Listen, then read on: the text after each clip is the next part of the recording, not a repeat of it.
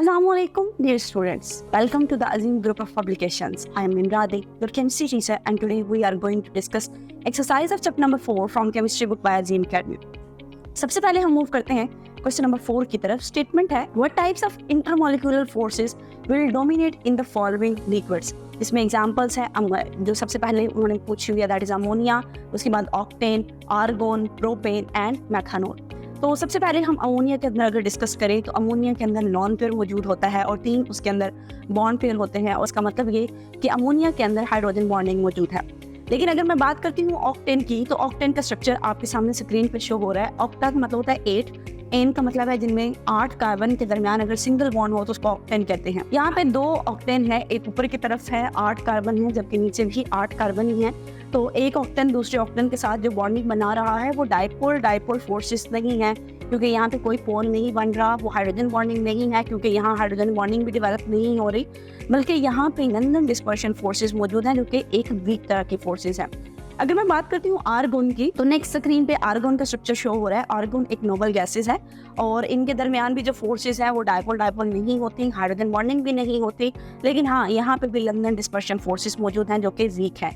और आगे मैं अगर बात करूँ प्रोपानोन की, प्रोपानोन का अगर स्ट्रक्चर देखा जाए तो वो हमारे पास एक कीटोन बेसिकली है यहाँ पे, जिसको डाईमिथाइल कीटोन भी कहते हैं. तो अगर कीटोन का स्ट्रक्चर देखा जाए तो कीटोन के स्ट्रक्चर में अगर आप स्ट्रक्चर को खोले हुए स्ट्रक्चर को देखें तो यहाँ इसके जो स्ट्रक्चर है उसमें कार्बन के साथ डबल बॉन्ड ऑक्सीजन है, जबकि पीछे 2 R ग्रुप यानी कार्बन की चेन्स लगी हुई हैं. अब जो कार्बन है उस पर चार्ज पार्शियल पॉजिटिव है, लेकिन ऑक्सीजन पे चार्ज क्या होगा, पार्शियल नेगेटिव होगा, यानी इसमें पोलैरिटी मौजूद होगी.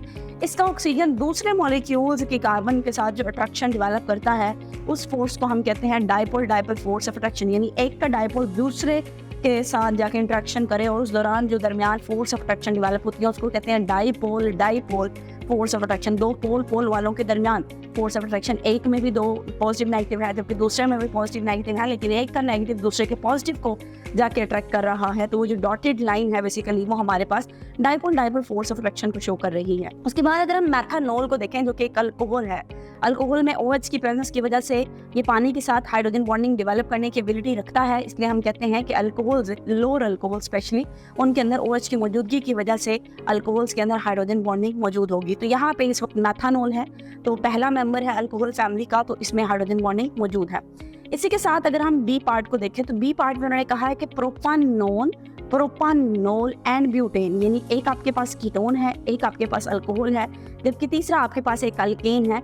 इन तीनों में बताएं कि बॉन्डिंग कौन सी है और कौन सी बॉन्डिंग सबसे स्ट्रॉन्ग है.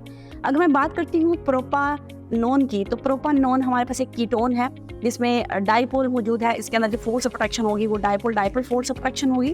और अगर मैं बात करती हूँ प्रोपानोल की, तो प्रोपानोल जो है वो एक अल्कोहल है और अल्कोहल में OH की प्रेजेंस की वजह से ये हाइड्रोजन बॉन्डिंग डेवलप कर सकता है. या मैं बात करती हूँ ब्यूटेन की, तो उसमें क्योंकि कोई OH नहीं है, कोई एल्डिहाइडिक ग्रुप नहीं है, कोई कीटोनिक ग्रुप नहीं है, तो उनमें सबसे कम फोर्सेस मौजूद होंगी. और वो फोर्सेस कौन सी हैं? London dispersion forces. सबसे ज़्यादा जो स्ट्रॉन्ग है वो हाइड्रोजन बॉन्डिंग है और हाइड्रोजन बॉन्डिंग इस वक्त अल्कोहलिक ग्रुप में मौजूद है.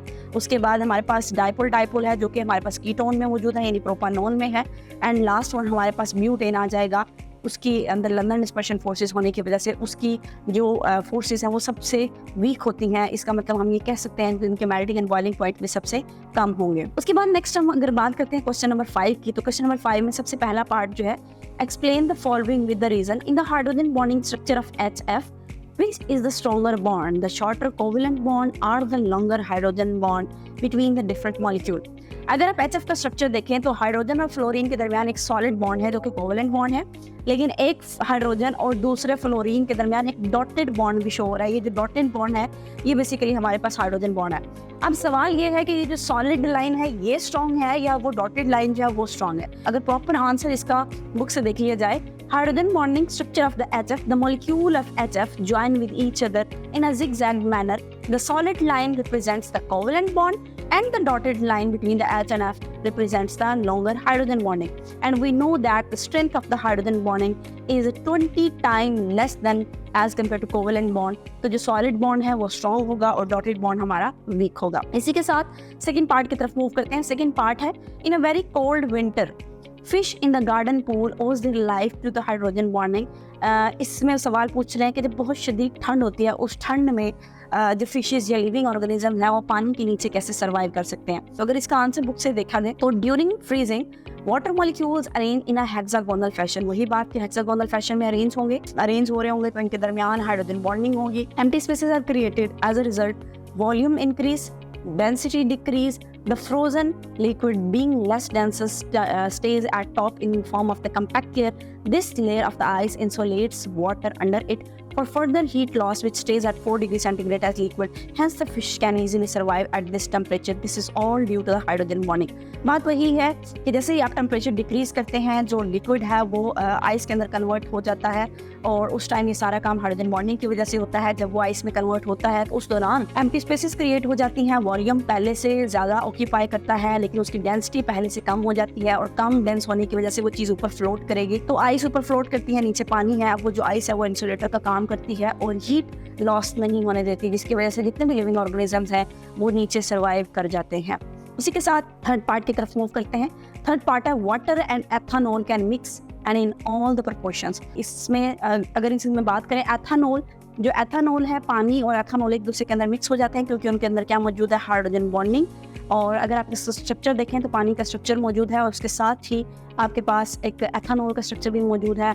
एथानॉल और पानी, ये पानी का ऑक्सीजन एथानॉल के हाइड्रोजन को अट्रैक्ट करेगा, एक स्ट्रक्चर आपके सामने शो हो रहा है। तो इनके दरमियान जो अट्रैक्शन है उसकी वजह से एक दूसरे के अंदर डिसॉल्व हो जाते हैं। नेक्स्ट फोर्थ पार्ट है the origin of the intermolecular forces in water. पानी के अंदर इंटरमॉलिक्यूलर फोर्सेस कैसे डेवलप होती है? इंटरमॉलिक्यूलर फोर्स ऑफ अट्रैक्शन क्या है?